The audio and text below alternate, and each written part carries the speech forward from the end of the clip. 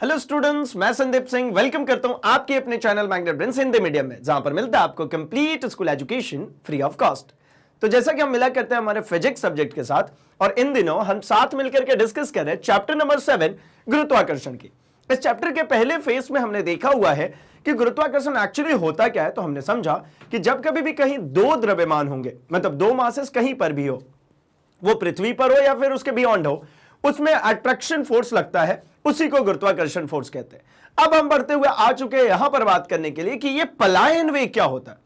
बहुत पहले के टाइम से सुनते हुए आ रहे भाई कि अगर किसी चीज को एक बार हमने फेंक दिया तो दोबारा वो पृथ्वी पर लौट के नहीं आया, इसी को कहते हैं भैया पलायन वेग। और कैसे होता है, क्या होता है, इसी की डिस्कशन करने वाले हैं इस सेशन में।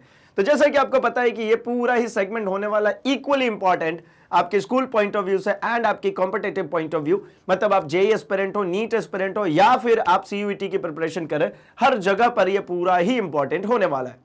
तो फटाफट से शुरू कर लेते हैं हम पलायन वेग को।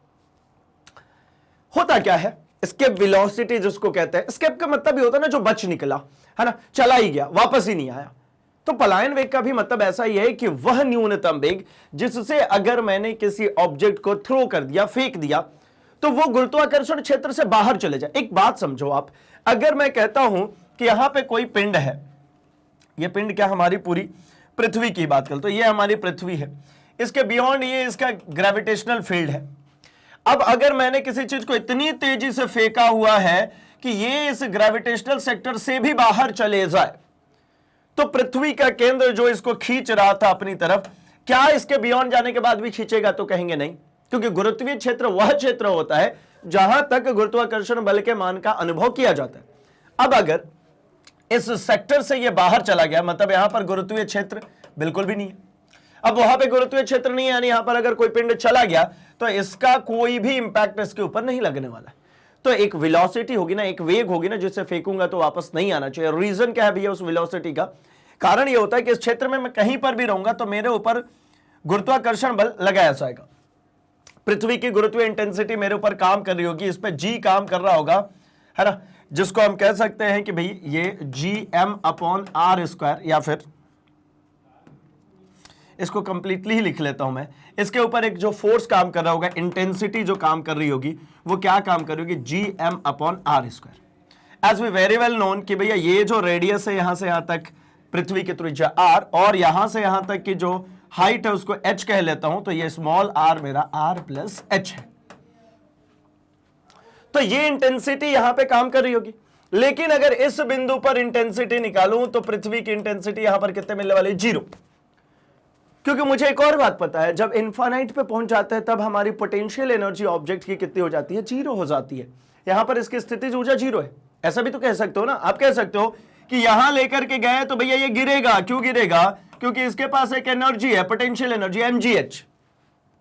लेकिन मैं कहता हूं जैसे ही इसके बियॉन्ड गए, यहां पर पहुंच गए, तो यहां पर पोटेंशियल एनर्जी, स्थितिज ऊर्जा इसकी 0 हो गई। यहां पर इसके पास स्थितिज ऊर्जा है, यहां पर इसकी स्थितिज ऊर्जा 0 हो गई, मतलब पोटेंशियल एनर्जी 0 हो गई। अब नहीं गिर रहा भाई, पोटेंशियल एनर्जी के कारण ही तो ये गिर रहा था ना। गिरने का मतलब क्या? Potential energy now converted into kinetic energy, मतलब इसकी जो स्थितिज ऊर्जा थी वो गतिज ऊर्जा में बदल रही है, मैकेनिकल वर्क डन हो रहा है यहां पर। तो यहां पर समझ में आ रहा है कि भैया ये जो एनर्जी है, जो मैकेनिकल एनर्जी है, जो इसकी यांत्रिक ऊर्जा है, यहां से गिरते समय यही स्थितिज ऊर्जा गतिज ऊर्जा में बदलने वाली है। लेकिन जहां पर स्थितिज ऊर्जा है ही नहीं, वहां गतिज ऊर्जा का कोई संभावना नहीं। तो इसलिए कहते हैं, हम इसको इस तरीके से डिफाइन करते हैं कि पलायन वेग वह न्यूनतम वेग है जिससे किसी पिंड को पृथ्वी की सतह से ऊपर फेंके जाने पर वह पृथ्वी की गुरुत्वीय क्षेत्र को पार कर जाता है और पृथ्वी पर कभी भी वापस नहीं लौटता है। इसे VE से प्रदर्शित करते हैं। ठीक है, तो यहां पर ये जो VE है ये क्या है भाई? तो VE कहने का मतलब इसी को हम कहते हैं एस्केप वेलोसिटी, मतलब पलायन वेग।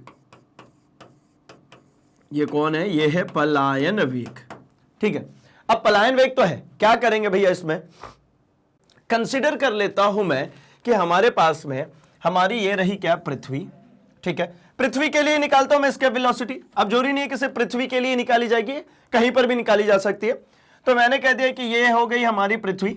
ठीक है, इस पर से अगर मुझे किसी ऑब्जेक्ट को थ्रो करना है यहां से मुझे उस वेलोसिटी से भेजनी, ये रेडियस r है, उस वेलोसिटी से भेजनी है जिससे कि जाने के बाद ये वापस ना आए। तो मैं कहता हूं जरा देखिए, ये जो अभी हमने थोड़ी देर पहले समझा था, ये क्या है भाई, ये इसका ग्रेविटेशनल सेक्टर है, ये इसका गुरुत्वीय क्षेत्र है। गुरुत्वीय क्षेत्र क्या होता है भैया, तो वह क्षेत्र जहां तक गुरुत्वाकर्षण बल के मान का अनुभव किया जाता है, गुरुत्वीय क्षेत्र कहलाता है। अब मैंने यहां से फेंका, तो मैं कहता हूं कि इसको वेलोसिटी जो देंगे, प्रारंभिक वेग, उसको मैंने कहा वीई। तो यहां पर देखिएगा, जितनी गतिज ऊर्जा इसको दी जाएगी, बहुत अच्छे से अगर हमें थोड़ा बहुत भी बात ध्यान में हो वर्क एनर्जी वाले चैप्टर के, कार्य और ऊर्जा वाले चैप्टर में, तो हमने क्या कहा था, प्रारंभिक गतिज ऊर्जा जो होती है वो अधिकतम होती है जब यहां से थ्रो करते हैं तब, और इसको कहां पहुंचना है, तो इसको पहुंचना है इसके बियॉन्ड, ये ग्रेविटेशनल सेक्टर से बाहर, इस पी पॉइंट पे जो गुरुत्वीय क्षेत्र से बाहर है। तो यहां पे जब जाएंगे तो यहां पर इसके पास में क्या मिलेगा, तो इसकी स्थितिज ऊर्जा। तो अधिकतम मतलब इनफाइनाइट पे स्थितिज ऊर्जा कितनी हो जाती है भैया, 0, है ना। इनफाइनाइट पे इसकी स्थितिज ऊर्जा कितनी हो जाती है, 0। तो मैं कहता हूं कि यहां से यहां तक पहुंचने में, अच्छा एक काम करते हैं, इस 0 को हटा, तो मैं सिर्फ स्थितिज ऊर्जा लिखता हूं। P जब इसके बियॉन्ड जा रही है तब P स्थितिज ऊर्जा जो इतनी होगी वो इसके काइनेटिक एनर्जी के बराबर होगी। मतलब मैं क्या बोल रहा हूं, मैंने इसको फेंका, देखिए जब मैंने इसको फेंका तो मैंने जब हाथ से छोड़ा था तब जो मैंने यहां से वेलोसिटी दी थी, वही वेलोसिटी के कारण इसके अंदर गतिज ऊर्जा आई, और यही गतिज ऊर्जा जैसे जैसे हाइट पे चढ़ता जाएगा इसकी स्थितिज ऊर्जा में कन्वर्ट होती जाएगी। और यहां पहुंचने के बाद जो इसकी स्थितिज ऊर्जा, अभी देखिए इसकी जो स्थितिज ऊर्जा छोड़ूंगा तो ये गतिज ऊर्जा में तब्दील हो रहा है। कौन हो रहा है, जो स्थितिज ऊर्जा वही गतिज ऊर्जा है मेरा। तो वहां पे मैकेनिकल एनर्जी की जब हमने बात की थी, यांत्रिक ऊर्जा, तो हमने क्या कहा था, स्थितिज ऊर्जा गतिज ऊर्जा में और गतिज ऊर्जा स्थितिज ऊर्जा में बदलती रहती है। कैसे, जब एक सर्टेन हाइट से आप छोड़ते हैं तो यहां पर जो इसकी स्थितिज ऊर्जा होती है वो गतिज ऊर्जा में बदल जाती है, और जब मैं किसी चीज को फेंकता हूं तो मैंने जो उसको गतिज ऊर्जा दी थी वही स्थितिज ऊर्जा में इसके अंदर स्टोर हो रही है। तो अभी भी तो यही कह रहा हूं, यहां पे जो इसकी स्थितिज ऊर्जा होगी पी पॉइंट पे जाने के बाद में, जो यहां पे गतिज ऊर्जा होगी पी पॉइंट पे जाने के बाद में उसकी स्थितिज ऊर्जा बदल जाएगी। तो मैं अगर ऐसा कह लूं कि भैया यहां आता हूं और मैं कहता हूं जरा देखिए, यदि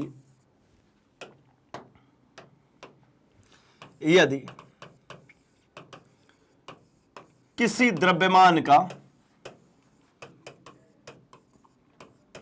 द्रव्यमान की प्रारंभिक गतिज ऊर्जा, प्रारंभिक गतिज ऊर्जा कहने का मतलब क्या है भाई, तो ये पृथ्वी की सतह पर, कहां पर है, पृथ्वी की सतह पर, जब मैं उसको फेंक रहा हूं तब की बात करूं, मैं यहां पर हूं, ये पृथ्वी की सतह पर हूं, अभी इसको यहां से फेंकना है और इतने वेग से फेंकना है कि ये गुरुत्वीय क्षेत्र को पार कर जाए, वापस ना आए। तो इसको जो गतिज ऊर्जा दूंगा, मैंने कहा वीई वेलोसिटी है, तो गतिज ऊर्जा कितनी होती है भाई, काइनेटिक एनर्जी कितनी होती है, गतिज ऊर्जा हाफ mv स्क्वायर। तो हाफ m वी स्क्वायर लिखो तो चलेगा, वी मतलब स्केप वेलोसिटी, है ना, पलायन वेग के लिए वी लिख रहा हूं, ये हो गया हाफ mv स्क्वायर। अब मैं कहता हूं स्थितिज ऊर्जा में परिवर्तन,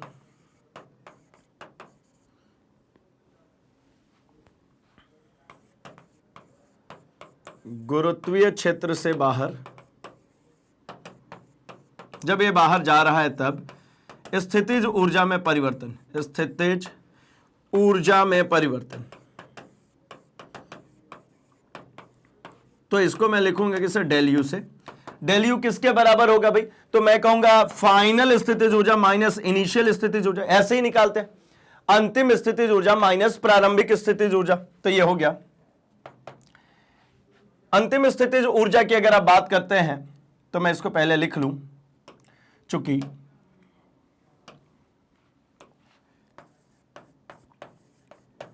अनंत पर, मतलब यूएफ की बात हो रही है, फाइनल की बात हो रही है, अनंत पर यूएफ जो होता है शून्य होता है ना। मैक्सिमम जहां जाएंगे वहां पर ये जो होगा u वो कैसा हो जाएगा, 0।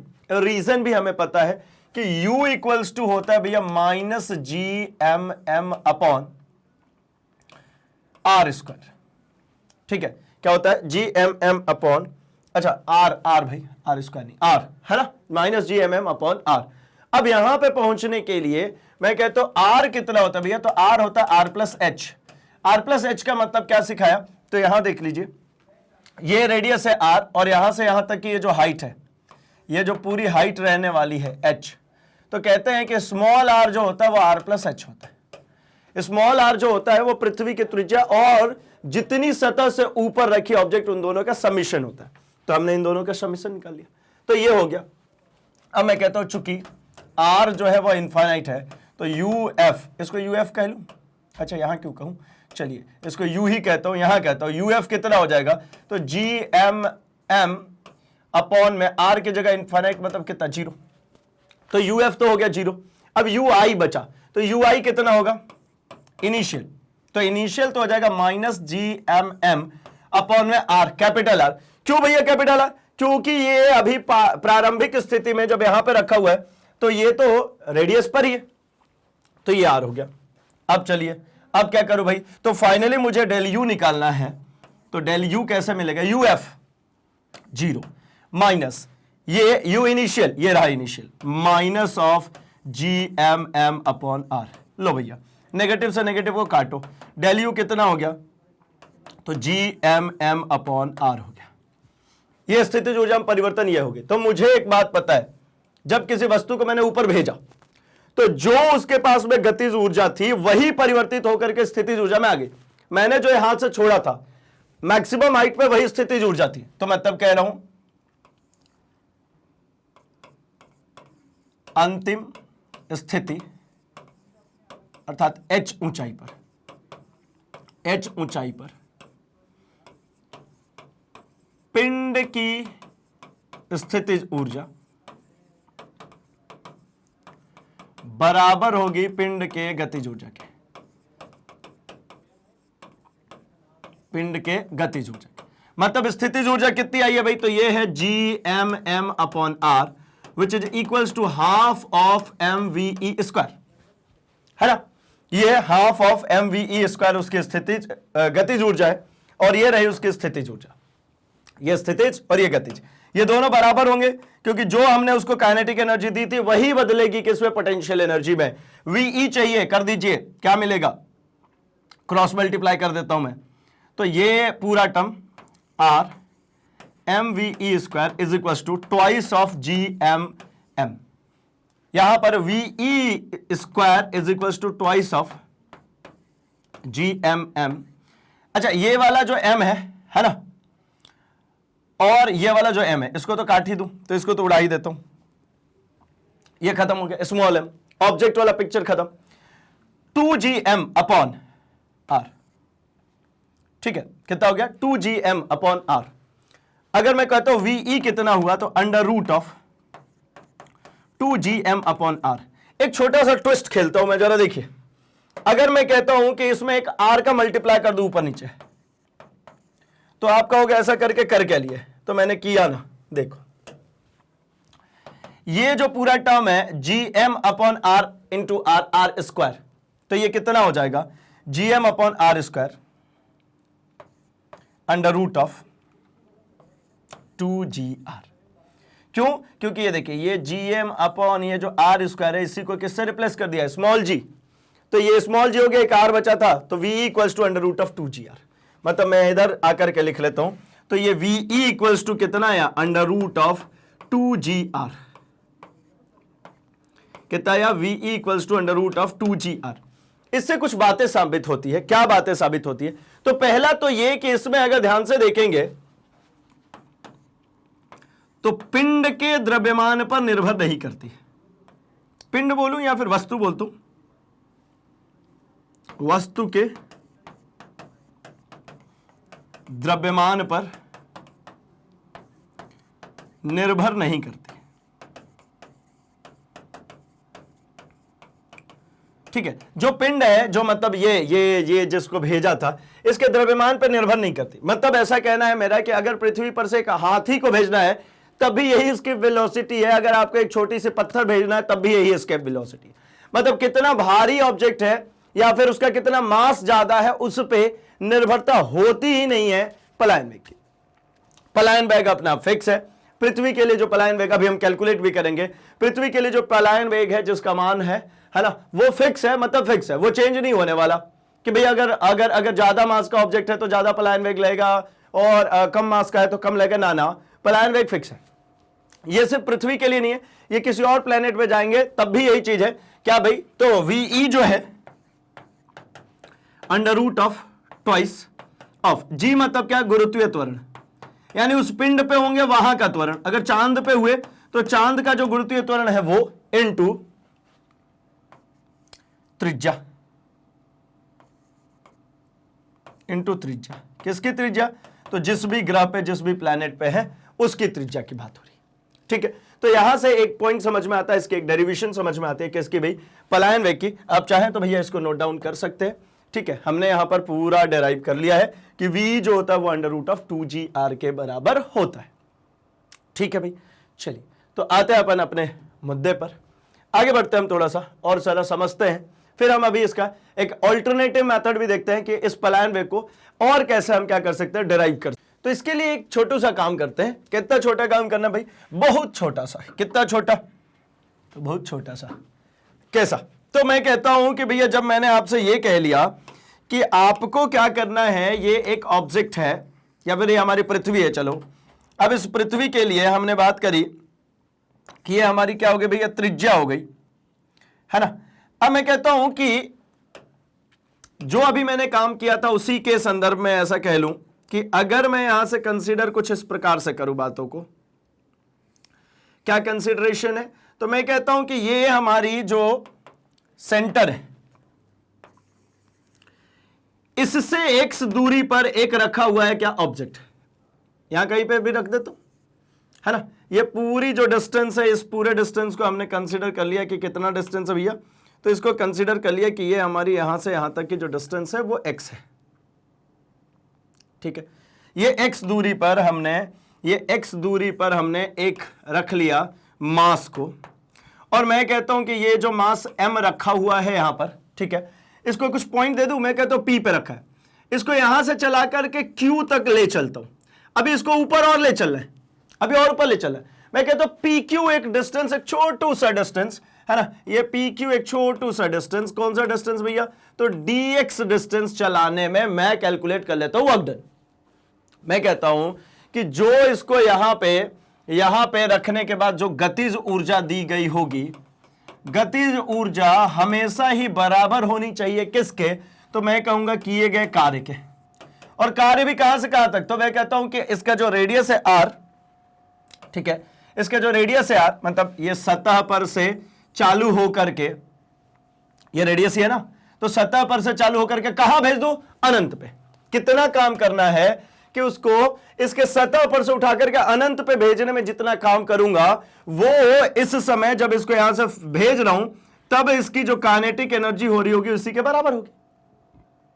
तो देखिए ना, मैं कहता हूं क्या, मैं कहता हूं कि माना m द्रव्यमान के पिंड को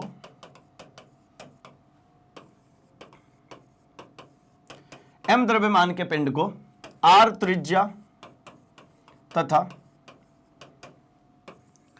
m द्रव्यमान, वो देखिए कि स्मॉल m है कैपिटल m द्रव्यमान के पृथ्वी की सतह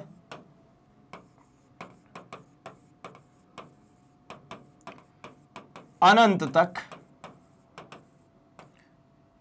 तक ले जाने में, अनंत तक ले जाने में किया गया कार्य कितना होगा। तो मैं तो कहता हूं कि किया गया कार्य अगर आपको निकालना है ना, किया गया कार्य अगर आपको निकालना है तो इसके लिए मैं कहता हूं कि सबसे पहले कहता हूं कि m द्रव्यमान, यदि m द्रव्यमान बिंदु P पर है, बिंदु P पर स्थित है तथा dx दूरी ले जाने में किया गया कार्य, लिए जाने में किया गया कार्य कितना हो जाएगा भाई? तो आप समझते हैं कि भैया ये होता क्या है, ये होता है कार्य जो है, मैं कहता हूं एक छोटा सा काम dw होगा f डॉट dx होगा। मतलब कार्य बराबर इसके ऊपर जो बल लग रहा है इनटू इसमें जितना मेरे को विस्थापन करवाना है, कार्य बराबर बल इनटू विस्थापन होता है, लिख दिया। अब चूंकि मुझे पता है कि भैया ये जो f होता है वो कितना होगा इसके ऊपर, तो GMM अपॉन एक्स स्क्वायर, क्योंकि यहां से यहां तक की जो डिस्टेंस है वो कितनी है, x है, तो एक्स स्क्वायर। तो अब इसको लिखिए dw is equals to f की जगह पे हो गया भैया GMM upon X square into dx। अब कुल कार्य के लिए, जिसके लिए इतनी मेहनत चल रही है, कुल कार्य हेतु दोनों तरफ क्या करना पड़ेगा भैया, कुल कार्य के लिए लेना पड़ेगा इंटीग्रेशन। तो इधर साइड में हो गया dw, इधर साइड में integration GMM upon X square dx। शुरुआत में मैंने कहा कुछ भी काम नहीं हुआ तो रख दो 0, और फाइनली कितना काम हो गया w। और इधर साइड में मैं क्या कहता हूं कि शुरू में कहां पे रखा था भाई, तो ये रखा था रेडियस r पे, ये जो रेडियस है, ये जो रेडियस है इस r पे रखा था, और यहां से चला करके कहां ले चलना है, तो अनंत तक ले जाना, इन्फानाइट तक, क्योंकि भैया इसको वापस नहीं आने देना है। तो चला लो dw का इंटीग्रेशन w 0 से w, ये हमें पता है dw का इंटीग्रेशन क्या होता है भैया w, क्योंकि w का कोई फंक्शन नहीं है, मतलब w टू द पावर 0 है, और इंटीग्रेशन करती है पावर बढ़ा करके डिवाइड कर दो। इधर में क्या है, तो आप बोलोगे GMM, ये सब कांस्टेंट है, ये 1 upon X square dx r से इन्फाइनाइट। अच्छा यहीं पे कर लें, अभी और स्पेस है। चलो अगला टर्म क्या दिख रहा है भैया, तो यहां पे अपर लिमिट माइनस लोअर लिमिट, अपर लिमिट माइनस लोअर लिमिट, तो ये कितना हो गया, ये तो हो गया w, ये कितना हो गया w is equals to GMM। इसको अगर आप सॉल्व करते हैं तो ये, मैं सॉल्व करने के पहले तो r और इन्फाइनाइट, ये x को ऊपर ले चलता हूं, x की पावर -2 dx, ये मिला w is equals to GMM integration of X square. कितना होगा भैया एक्स स्क्वायर का इंटीग्रेशन, तो मैंने आपको कहा ना x की पावर में 1 जोड़ दीजिए और पावर में 1 जोड़ दीजिए और जोड़ करके डिवाइड कर दीजिए।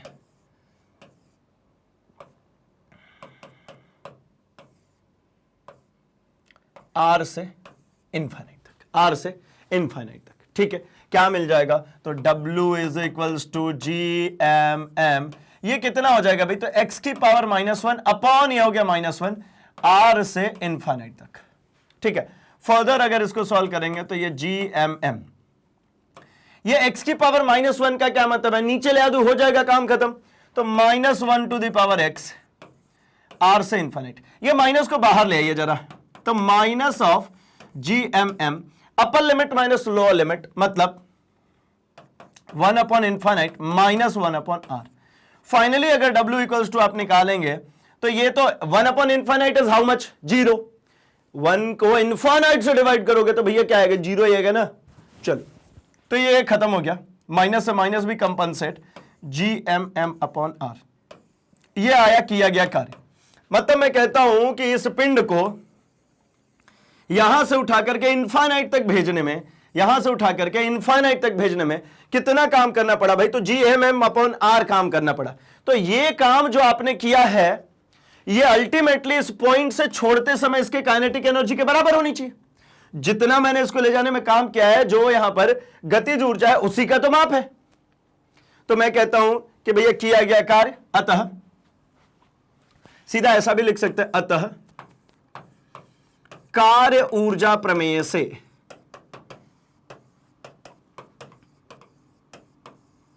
क्या होगा, कार्य ऊर्जा प्रमेय से तो गतिज ऊर्जा में जो परिवर्तन होती है या गतिज ऊर्जा बराबर होगी किसके, तो गतिज ऊर्जा बराबर होगी हमारे किए गए कार्य के। तो गतिज ऊर्जा कितनी होती है, हाफ एम वेलोसिटी का स्क्वायर, यहां ई जहां जहां भी लिख लो स्केप वेलोसिटी के लिए है, ठीक है, इज इक्वल्स टू कार्य कितना हुआ, तो ये हुआ GMM अपॉन r। GMM/r। ठीक है, चेक कर लेते एक बार, ये क्या है GMM/r। अब हो गई बात खत्म। क्या करना, मुझे VE चाहिए, इस m से इस m को उड़ाइए। VE का square is equals to how much, twice of GM/r। अभी जैसा कि हमने पिछले वाले रिलेशन में भी काम किया कि चूंकि GM/r स्क्वायर जो होता है वो होता है क्या, G, तो GM/r कितना हो जाएगा, तो ये G इंटू आर हो जाएगा, एक r इधर भेज दिया, G इंटू आर।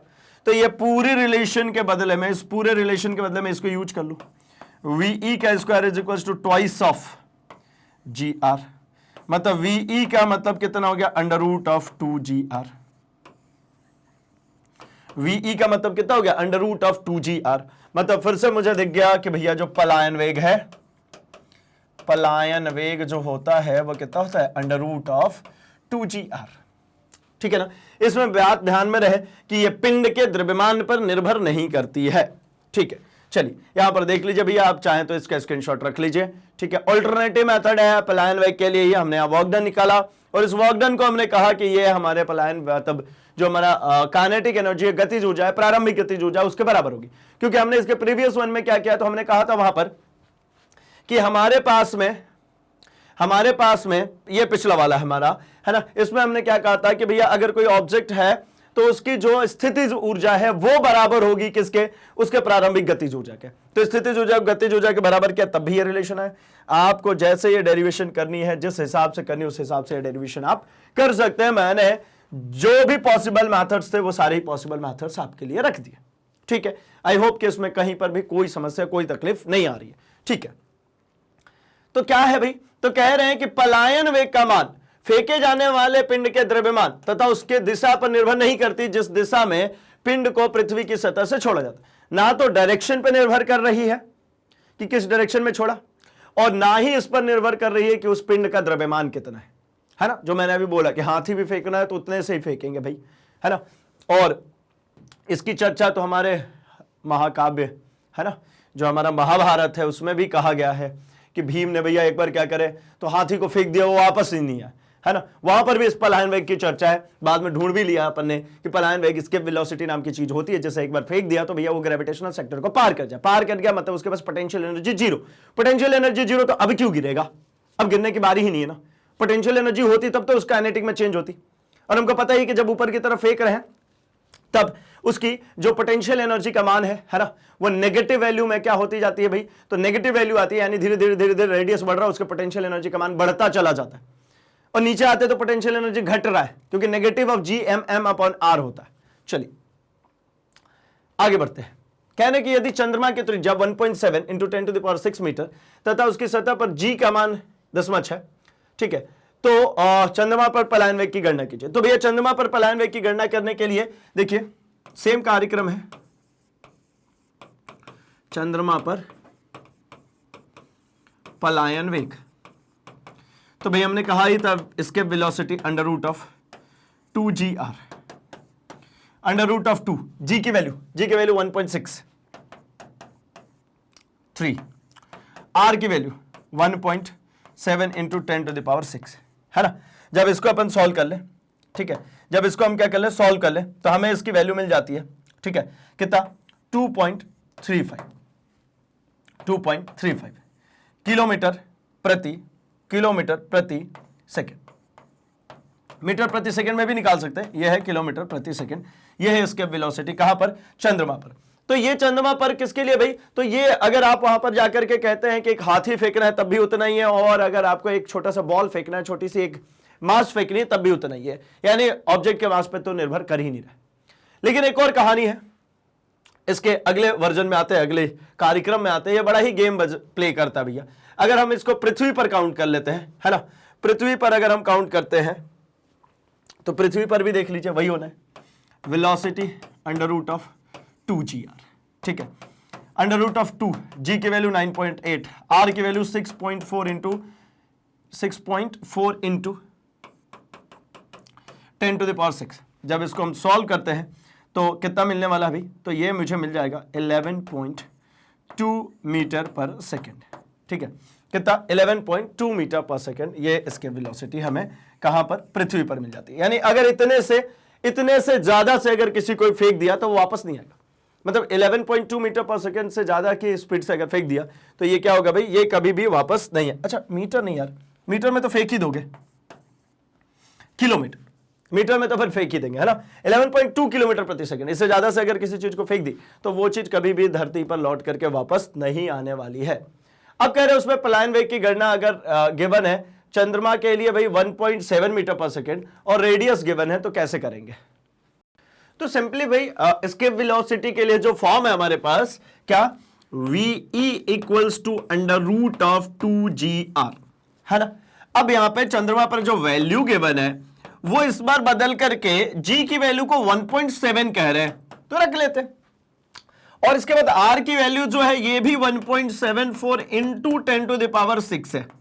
ये सब अंडर रूट के अंदर आएगी क्योंकि इसके वेलोसिटी पलायन वेग जो होता है अंडर रूट ऑफ 2GR से डिनोट होता है। तो ये हो जाएगा कितना, अगर इसको हम सॉल्व कर लेते हैं तो ये होता है 2.43 इंटू 10⁻³ मीटर पर सेकेंड। अब वेलोसिटी है स्केप मतलब पलायन वेग, तो ये हो गया 2.43 इंटू 10⁻³ मीटर पर सेकेंड। ये हो जाएगी हमारी चंद्रमा की सतह पर पलायन वेग। ठीक है, चलिए तो हटाते भी इसको, है ना, बढ़ते हम जरा थोड़ा सा और आगे की तरफ एंड अब चर्चा कर लेते हैं हम जरा पलायन वेग के महत्व को जरा देखते हैं। पलायन वेग का महत्व क्या क्या चीजों से कंसिडरेबल है। ऐसा कह सकता हूं मैं कि अगर पलायन वेग है तो ही हमारी वायुमंडल है। तो आपको लगेगा अच्छा पलायन वेग का वायुमंडल से क्या लेना देना होगा। मैं और भी कहता हूं कि अगर हमारे पास वे पलायन वेग है जिसकी वजह से हमारे पास तो वायुमंडल है, लेकिन बहुत सारी ऐसी जगह है जहां पर पलायन वेग का मान बहुत कम होने के कारण वहां वायुमंडल ही नहीं है। मतलब एक पॉइंट समझिए, हमारे जो गैसेस हैं, जितने भी गैस के अणु हैं, वो सभी क्या करते हैं, तो वो सभी एक रैंडम मोशन करते हैं। उनके अणुओं के पास एक गति होती है, गैसों के अणुओं के पास में गति होती है और गैस के अणु कभी स्थिर रहते नहीं है ना। तो उनके पास जो गति होती है उसके कारण वो हमेशा ही मूव हो रहे हैं। अब मूवमेंट उसके अंदर हो रही है, लेकिन अगर मैं ऐसा कहता हूं कि गैस के अणुओं की गति जो है या गैस के अणुओं की मध्य चाल जो है वो हमारे पलायन वेग के मान से ज्यादा हो, यानी हमारा पलायन वेग का मान कम हो, गैसों के अणुओं के पास में जो गति है वो ज्यादा हो, तो क्या गैसें यहां रहेंगी या बाहर चली जाएंगी। तो आपको भी लगता है भाई जिसकी वेलोसिटी ज्यादा वो ज्यादा होगी। तो पलायन वेग का मान कम, अणुओं का मान ज्यादा, तो वो अणु क्या हो जाता है हमारे वायुमंडल से, मतलब उस ग्रह से ही पलायन कर जाते हैं, मतलब उस ग्रह पे कोई गैस के अणु रहते ही नहीं है। अगर पृथ्वी पर, हमारी पृथ्वी पर भाई वायुमंडल है, इसका सीधा तात्पर्य है कि हमारी पृथ्वी की जो पलायन वेग का मान है वो ज्यादा है। किससे, तो अणुओं की जो, गैसों के अणुओं की जो एनर्जी है या फिर कहूं गैसों के अणुओं की जो वेग है उससे हमारे पलायन वेग का मान जो है ज्यादा है। मतलब ये अणु कितना भी कोशिश कर ले लेकिन हमारे ग्रेविटेशनल सेक्टर को छोड़ करके बाहर नहीं जाएंगे, क्योंकि पलायन वेग का मतलब ही है कि वो अणु क्या करे भाई, उसके जो गुरुत्वाकर्षण क्षेत्र है उसको पार करके बाहर चले जाए। ठीक है, तो पॉइंट यहां पर समझ में आता है कि देखिए जिन ग्रहों पर, प्रायः छोटे ग्रह जैसे मंगल आदि पर, पलायन वेग का मान गैसों के माध्य तापीय वेग का मतलब होता है मीन वैल्यू, मीन उसकी वेलोसिटी की बात कर रहे हैं हम, मीन चाल की बात कर रहे हैं, या चाल के मान से कम होता है। गैसों के अणु उस ग्रह से पलायन कर अंतरिक्ष में चले जाते हैं, अतः उन ग्रहों पर वायुमंडल नहीं पाया जाता। वायुमंडल नहीं पाए जाने का क्या कारण है, तो वायुमंडल नहीं पाए जाने का सबसे प्रमुख कारण यह हो गया कि भैया पलायन वेग का मान बहुत कम है और गैसों के अणुओं के पास में उनका जो तापीय माध्य चाल है वो ज्यादा है, तो वो पलायन करके बाहर चले गए। इसके विपरीत जिन ग्रहों पर पलायन वेग का मान गैसों के माध्य तापीय वेग के मान से अधिक होता है, वहां गैसों के अणु पलायन नहीं कर पाते, अतः उन ग्रहों में सघन वायुमंडल पाया जाता है। जैसे हमारे पास भी वायुमंडल है ना, इसी तरीके से मैं कहता हूं कि कुछ ऐसी जगह जहां सघन वायुमंडल है। सघन का मतलब क्या, बहुत ज्यादा घना है। बहुत ज्यादा घना होने का मतलब क्या है भाई, तो बहुत ज्यादा घना होने से तात्पर्य सीधा सिंपली इस बात से है कि वहां पर इतना ज्यादा पलायन वेग का मान है, यानी गुरुत्वाकर्षण बल का मान बहुत ज्यादा है गैसों के ऊपर, तो वो बहुत तेजी से उनको खींच करके रखा है अपनी तरफ, यानी उनकी जो घनत्व है वो बढ़ गई। ठीक है, आगे बढ़ते हैं। जैसे पृथ्वी पर पलायन वेग का मान जो है 11.2 किलोमीटर प्रति सेकंड होता है, यह हमने कैलकुलेट भी किया, ठीक है ना। यह मान वायु के अणुओं की माध्य चाल से अधिक है। ये जो है वायु के अणुओं की जो माध्य चाल होती है, जो मीन वैल्यू है, उससे 11.2 किलोमीटर प्रति सेकंड जो है यह ज्यादा वैल्यू है। अर्थात क्या हुआ, अतः वायु के अणु पृथ्वी के गुरुत्वीय क्षेत्र को छोड़कर बाहर नहीं जा पाते, फलस्वरूप पृथ्वी पर वायुमंडल की उपस्थिति है। अत्यंत हल्की गैसें जैसे हाइड्रोजन, हीलियम आदि के अणु का माध्य वेग पृथ्वी की सतह पर पलायन वेग से अतः अधिक है। अतः इन गैसों की मात्रा पृथ्वी के वायुमंडल में नगण्य है। ये गैसें जो होती है, जो बहुत मतलब हल्की गैसें हैं, जैसे हीलियम है, हाइड्रोजन है, इनके पास में बहुत ज्यादा है इनकी क्या भाई, इनका माध्य तापीय वेग पृथ्वी के जो गुरुत्वाकर्षण क्षेत्र के अंदर रहने के लिए चाहिए पलायन वेग का जो मान है उससे ये ज्यादा का मान रखते हैं। इसलिए क्या करते हैं, ये हमारे पृथ्वी की सतह को छोड़ करके बाहर निकल जाते हैं। और सिर्फ इतना ही नहीं, ये हल्के गैसें से आपको भी पता है कैसे, जैसे पलायन वेग से तो नहीं, हल्के गैस होने के लिए अगर मैं आपको समझाऊं तो आपको पता है बैलून के अंदर में हाइड्रोजन गैस भर देते हैं, तो बैलून क्या होता है, अपने आप ऊपर उठने लगता है, बड़ा अच्छा लगता है ना। तो भाई हाइड्रोजन कैसी हल्की गैस है कंपैरेटिवली बाकी गैसेस के अणुओं की अगर बात करेंगे, उससे इस गैस के अणु जो होते हैं वो हल्के होते हैं, तो वो ऊपर उठ जाते हैं, ठीक है। चलिए आगे देखते हैं अगर हम, तो छोटे ग्रह जैसे बुध आदि पर पलायन वेग का मान कम होता है। गैसों के अणु पलायन करके अंतरिक्ष में चले जाते हैं, अतः वह वायुमंडल नहीं होता। और बड़े ग्रह जैसे बृहस्पति, शनि पर पलायन वेग का मान बहुत अधिक होता है, इसलिए वहां गैस के अणु पलायन नहीं कर सकते, अतः बड़े ग्रहों पर सघन वायुमंडल प्राप्त होता है। तो अभी जैसे हमने कॉन्सेप्ट में देखा कि भैया अगर कोई ग्रह छोटा होगा वहां पर पलायन वेग का मान हमारे गैसों के माध्य तापीय वेग से कम होगा, ठीक है। तो भाई वो गैस निकल गई थी, जैसे हमने बुध की बात कर ली, मंगल की बात कर ली, और उसी तरीके से अब हम उसके विपरीत बात करें, बृहस्पति और शनि, इनका द्रव्यमान बहुत ज्यादा है, यहां पर जो गैसेस मिलेंगे वो ज्यादा डेंस मिलेंगे, क्योंकि यहां पर गुरुत्वाकर्षण बल का मान भी ज्यादा है, ठीक है। तो मतलब चंद्रमा की और बात कर लूं तो चंद्रमा पर वायुमंडल का ना होना यह अपने आप में एक बड़ा ही फेमस सवाल है कि चंद्रमा पर वायुमंडल क्यों नहीं है, पृथ्वी के इतने ज्यादा करीब भी है ना, और वहां वायुमंडल क्यों नहीं है, पृथ्वी पर वायुमंडल है। तो उसका कारण देखिए, चंद्रमा पर पलायन वेग का मान मात्र 2.43 किलोमीटर प्रति सेकंड है, ओनली 2.43 किलोमीटर प्रति सेकंड है। यह वेग इतना कम है कि गैस के अणुओं का तापीय वेग आसानी से इससे अधिक हो जाता है, ठीक है। अब अतः गैसें चंद्रमा छोड़ करके गुरुत्वीय क्षेत्र से बाहर चली जाती है, फलस्वरूप चंद्रमा पर वायुमंडल नहीं देखने को मिलता। कारण समझ में आ गया भाई, वहां पर इतना कम है कि इजीली वो बाहर निकल जाते हैं, ठीक है। अच्छा, इसका सिर्फ और सिर्फ यहीं पर लॉजिक नहीं है, ये तो ठीक है गैसेस के लिए हो गई। अगर हम बात करते हैं हमारे यहां से जो सैटेलाइट लॉन्च किए जाते हैं, जब हम किसी को प्रक्षेप कर रहे होते हैं तो प्रक्षेप करते समय हमें इस पलायन वेग की वैल्यू को ध्यान में रखना होता है। जैसे मार्स पे हमारे सैटेलाइट्स को लेकर के जाना था, है ना, जो ऑर्बिटर लेकर के गया उसको, तो भैया जब हमने निकाला इसको अर्थ से, तो अर्थ के ग्रेविटेशनल सेक्टर से बाहर जाने के लिए भी बहुत सारे मेहनत करनी पड़ती है। अर्थ के ग्रेविटेशनल सेक्टर से बाहर जाने के लिए अर्थ के परितः ये जो पूरा गुरुत्वीय क्षेत्र था, ये जो दिख रहा है, ये जो पूरा अर्थ का गुरुत्वीय क्षेत्र है, इस पूरे गुरुत्वीय क्षेत्र से बाहर जाने के लिए क्या करना पड़ेगा, तो मुझे पलायन वेग की जो वेलोसिटी, जितनी पलायन वेग चाहिए उसको एक्वायर करनी पड़ेगी, उतना चाहिए मुझे, उससे ज्यादा जब करूंगा तब जाकर के मैं इसके गुरुत्वीय क्षेत्र से बाहर जा सकता हूं। इसीलिए कभी भी इसको अगर छोड़ा जाए तो ऐसे डायरेक्टली नहीं छोड़ा जा सकता कि भैया यहां से सीधे रॉकेट उड़ा और ये बाहर निकल जाएगा, नहीं। इसको सबसे पहले क्या करते हैं, तो सबसे पहले एक सर्टेन हाइट तक पहुंचा करके फिर पृथ्वी के अराउंड ऐसा रिवॉल्व करके फिर इसके बाद यहां से अब ये बाहर निकल जाती है, ठीक है। तो कुछ इस प्रकार से चलता है कि भैया ऐसा गोल घूमता गया। इसमें होना क्या है भाई, तो टाइम अगर सेम रखते हैं, है ना, और रेडियस बड़ा होता जाता है, तो ऑब्वियस सी बात है रेडियस बड़ा हो रहा है, टाइम सेम है, तो आर्क जो दिख रहा है उसको कवर करने के लिए उसकी वेलोसिटी भी बढ़ती जाएगी, उसका वेग बढ़ते जाता है। उसको पृथ्वी के बाहर ऐसा चक्कर करा करके इतना वेग गेन कर लिया जाता है कि अब अगर हमारे गुरुत्वीय क्षेत्र को छोड़ करके बाहर जा रहा है, जहां पर कि मैं वेलोसिटी में कोई चेंज नहीं कर सकता, क्योंकि न्यूटन फर्स्ट लॉ के अकॉर्डिंग अगर ये हमारे गुरुत्वीय क्षेत्र को छोड़ करके यहां से बाहर चला गया, अब यहां पे हमारा कोई वायुमंडल है नहीं, तो जिस दिशा में जा रहा है उसी दिशा में जाएगा।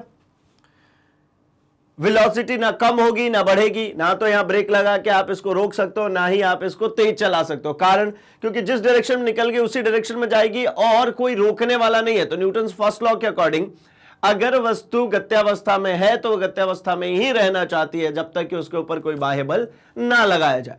तो भैया ये कोई रोकने वाला है ही नहीं, सीधे सीधे चलती जाएगी। ठीक है, तो पलायन वेग का भैया यहां पर भी कैलकुलेशंस आएगा। सिर्फ यहीं पे नहीं, अगर हम एक सैटेलाइट लॉन्च करें तो उसमें भी, अगर मान लीजिए सैटेलाइट को मुझे इसके ऑर्बिट में, यहां पे इसके ऑर्बिट में फिक्स करना है। अब मैंने इसको एक वेलोसिटी दी, ठीक है, अब वो वेलोसिटी इसके पलायन वेग जो है उससे ज्यादा हो गई तो ये क्या करेगा, ये सीधे सीधे निकल जाएगा भाई। ये इसके ऑर्बिट में क्यों घूमने लगा, बिल्कुल नहीं घूमेगा। यहां से केंद्रीय बल काम कर रही होगी इसके ऊपर, अभी केंद्रीय बल इसके ऊपर लग रही होगी, और अगर इसका वेलोसिटी इसके पलायन वेग से ज्यादा हो गया तो ये बाहर निकल जाएगी, इस ऑर्बिट में कभी नहीं घूमने वाली है। ठीक है, तो मतलब पलायन वेग की बहुत सारी यूटिलिटीज है। पलायन वेग क्या होता है, कैसे निकालते हैं, हमने डिराइव भी कर लिया कि v = √2g आने वाला है। ठीक, अब बृहस्पति की बात कर ले तो वहां पर देखिए ना 60 किलोमीटर प्रति सेकेंड होता है सिर्फ और सिर्फ, जो कि हाइड्रोजन गैस के तापीय वेग से अधिक है। अब बृहस्पति के वायुमंडल में हाइड्रोजन गैस की उपस्थिति है। अब एक चीज और समझते हो ना कि हम किसी ग्रह पे गए नहीं और पहले से पता लगा लेते कि ये चीज होगा, वो चीज नहीं होगा, ये होगा, ऐसा होगा, वैसा होगा, कैसे पता? तो उसको पता करने का ये भी एक तरीके से कारण है भाई कि खगोल शास्त्र में बहुत सारी ऐसी चीजें हैं जो कि उसके बिहेवियर, उसके कैरेक्टरिस्टिक्स के बेसिस पर यहीं से हम पता कर लेते हैं कि भाई ऐसा होने वाला है। जैसे हमने कह दिया कि बृहस्पति ग्रह पर पलायन वेग जो है 60 किलोमीटर प्रति सेकेंड है, तो यहां पर जो हाइड्रोजन गैस का तापीय वेग होगा, है ना, उससे ये ज्यादा है, मतलब वहां हाइड्रोजन गैस रुका है, हाइड्रोजन गैस वहां से निकल करके बाहर नहीं जाएगा। ठीक है भाई, तो जितना भी टारगेट हमने इस सेशन के लिए लिया था वो सारा ही कंप्लीट कर लिया हमने, समझ लिया, सीख लिया है कि पलायन वेग क्या होता है, कैसे कैसे निर्भरता होती है और कौन कौन सी चीजें इसकी वजह से हमारे लिए आसान हो जाती है समझनी। तो इसी तरीके से आप सिंपली बने रहिए मैग्नेट ब्रेन्स के साथ, क्योंकि मैग्नेट ब्रेन्स हमेशा हमेशा से कमिटेड है भाई एक हाई क्वालिटी एजुकेशन प्रोवाइड करने के लिए। यानी ये सारे ही कोर्सेज हम लेकर के आते हैं फ्री ऑफ कॉस्ट। मतलब आप किसी भी स्टेट बोर्ड से हो, आपके लिए पूरा ही कोर्स कंटेंट यहां पर मिल जाता है एनसीईआरटी बेस्ड। अल्टीमेटली आपके बोर्ड में भी एनसीईआरटी फॉलो होती है, तो ये सभी बोर्ड्स के लिए इक्वली है। साथ ही साथ अगर आप चाहते हैं और इंप्रोवाइजेशन और इंप्रूवमेंट, तो वीडियो के डिस्क्रिप्शन बॉक्स में आपको लिंक मिलती है जहां से आप अपने लिए ऑर्डर कर सकते हैं बुक्स एंड ई बुक्स, जो कि एक्सक्लूसिवली मैग्नेट ब्रेन्स की टीम द्वारा आपके लिए डिजाइन की गई है एंड अब तो हिंदी मीडियम में भी अवेलेबल है। तो फटाफट से भाई इस वीडियो को लाइक कर दीजिए, चैनल को सब्सक्राइब एंड इसे अपने दोस्तों में शेयर ना करना भूलें, क्योंकि उन्हें भी बताना है कि मैग्नेट ब्रेन्स हिंदी लेकर के आते हैं क्वालिटी एजुकेशन एक्सपीरियंस टीचर्स के साथ, वो भी फ्री ऑफ कॉस्ट। तो बने रहिए हमारे साथ, हम मिल रहे हैं अपने अगले सेशन में कुछ और धमाकेदार टॉपिक्स के साथ। तब तक के लिए आप अपना और अपने आसपास सबका बहुत सारा ख्याल रखिए। Thanks for watching.